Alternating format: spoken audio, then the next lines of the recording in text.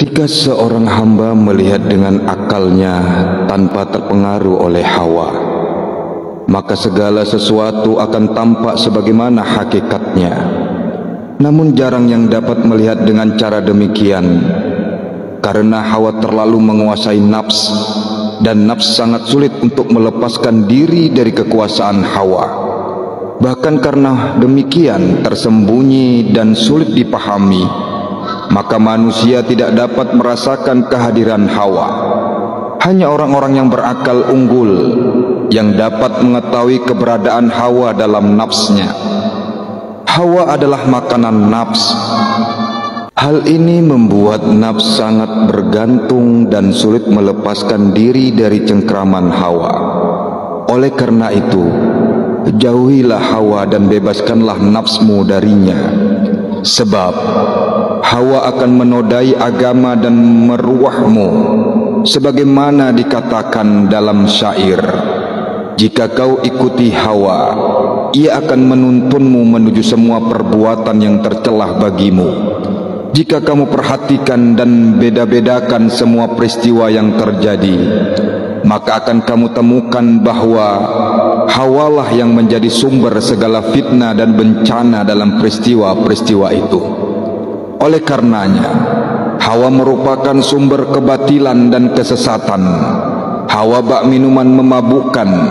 Seseorang yang meneguknya akan dikuasai oleh minuman itu dan akan hilang akal sehatnya. Oleh karena itu, saudara, seorang yang pandai harus menyadari hal ini dan berusaha mematikan hawanya dengan mujahadah dan mukhalafah. Hakikat hawa adalah kecenderungan pada sesuatu yang batil. Hawa adalah perilaku dan tabiat nafs. Semua kecenderungan nafs pada kebatilan disebut hawa. Hawa terbagi dua. Pertama, ajakan-ajakan syahwat yang terdapat dalam diri seseorang. Misalnya berbagai hal yang di atas yang menipu dan menguasai nafs serta diperebutkan oleh manusia. Ajakan-ajakan syahwat tersebut hina dan buruk. Karena itulah orang-orang yang memiliki marwah menjauhinya demi menjaga agama, menyucikan marwah, melindungi kehormatan, dan menjaga akal mereka. Orang-orang berakal jika menghadapi tipu daya hawa dan penentangan nafsu, mereka tetap kokoh, tidak goyah. Mereka mempertimbangkan akibatnya dengan hati-hati dan tidak gegabah. Lain halnya dengan orang-orang yang akal dan jiwanya lemah. Mereka akan dikuasai nafs hingga tak dapat berkutik.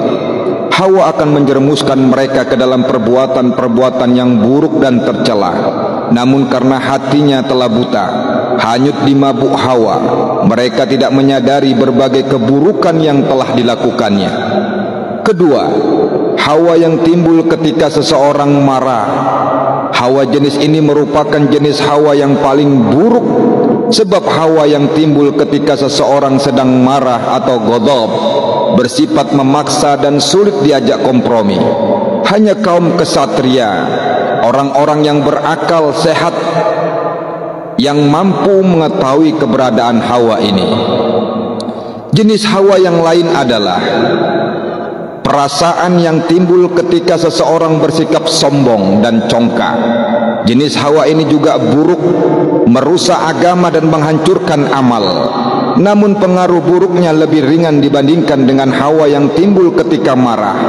Hawa yang timbul ketika marah menggoncangkan nafs dan menghilangkan akal sehatnya. Nafs menjadi bodoh. Ketahuilah saudara, marah adalah jenis hawa yang paling berat. Para abdal pilihan memperoleh kedudukan di sisi Allah karena mereka benar-benar menjauhi semua jenis hawa. Sebab semua jenis hawa adalah buruk. Para ashabul haq ta'ala selalu berpijak pada kebenaran. Sebab kebenaran adalah lawan kebatilan. Mereka sadar bahwa seberapa besar mereka mendekati hawa, maka sebesar itu pula mereka menjadi jauh dari Allah. Karena itu dalam semua perilakunya, makan, tidur, berbicara dan lain-lain, mereka hanya melakukannya sebatas kebutuhan saja. Dalam pandangan mereka, segala sesuatu yang melebihi batas kebutuhan merupakan bagian dari hawa. Wallahu a'lam bishawab.